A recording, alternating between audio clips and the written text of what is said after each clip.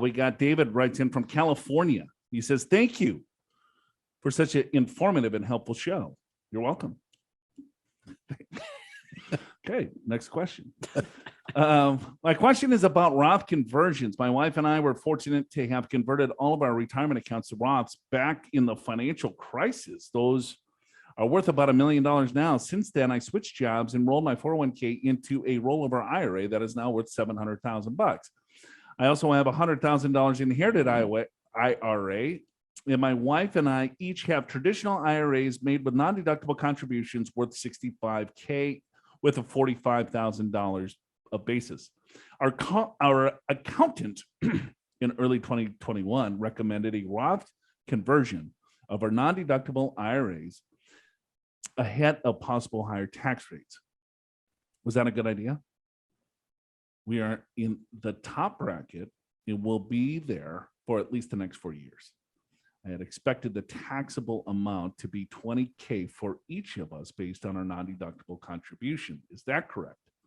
Or does our $700,000 rollover IRA, all pre-tax, need to get factored in, which would boost the taxable amount? It turns out we never included that $700,000 rollover IRA in our Form 8606. Was this a mistake? Thank you for your wisdom and advice, David. There's a lot here. Yeah, there is. So they converted everything back in the financial crisis. Right. So that would have been 2008, 2009. And they were like, okay, we're going to roll this into Roth IRAs. They got good advice back then. And good for them. Yeah, awesome. So now they have $1 million or so worth of Roth IRAs. He switched his job. He rolled over his 401k into a 700.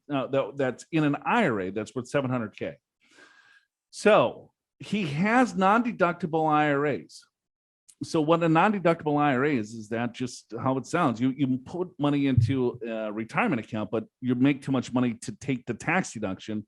So you have basis. That basis will never be taxed again. It's not going to be double taxed. Right.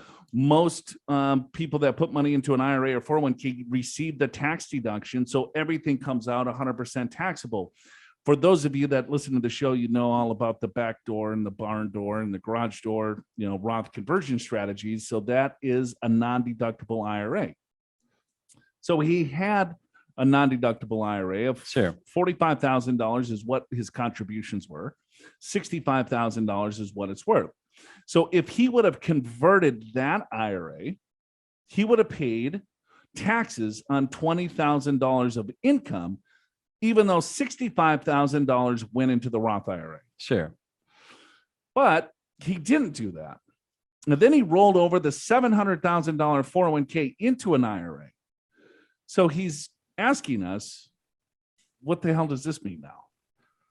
Yeah. And so now he's got the pro rata rules and aggregation and everything else. So what it means now is, using your numbers, your IRAs are worth $765,000, and you have to aggregate them together. That's the aggregation rule.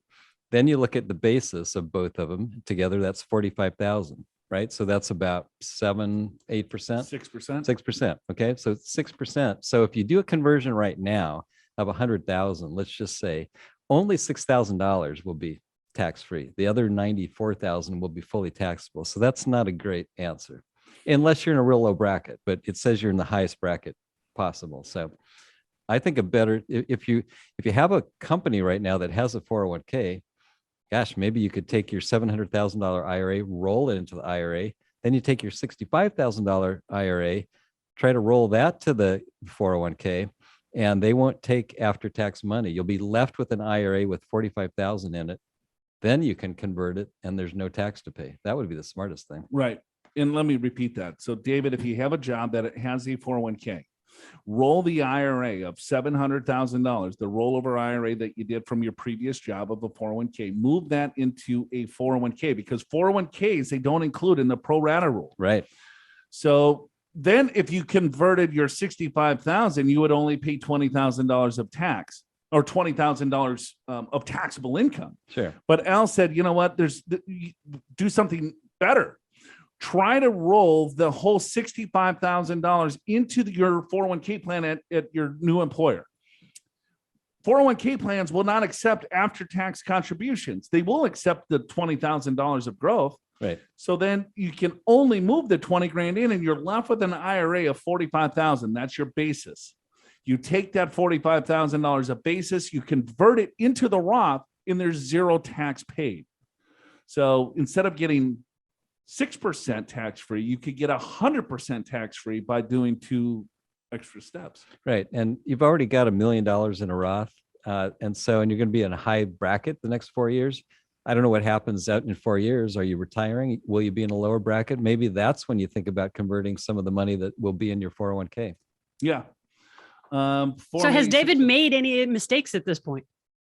Well, he rolled his 401k into an IRA and he didn't convert the non-deductible. Well, he's making non-deductible contributions. He's filling out the 8606 form. Right. And he already did conversions in the past. I'm like, David, what happened? Did you fall asleep at the wheel here? I mean, why wouldn't he be converting those after-tax contributions? Yeah, they should happen immediately. They should happen immediately. He should have been doing that all along. But for some reason, unless he's had this 700,000 in an IRA for a long time, but it doesn't seem like it. Yeah, it doesn't appear that way because it seems like, all right, well, here I rolled over my 401k into an IRA. So now, yeah. So it's not that big a deal, but it can be fixed if he's got a current 401k, meaning that he could roll his current IRAs into the 401k. He'd be left with a $45,000 IRA with basis. He can convert that and pay no tax. That would be the smart thing to do currently. As far as whether you screwed up the form 8606, that's the IRS form where you show your basis in IRAs.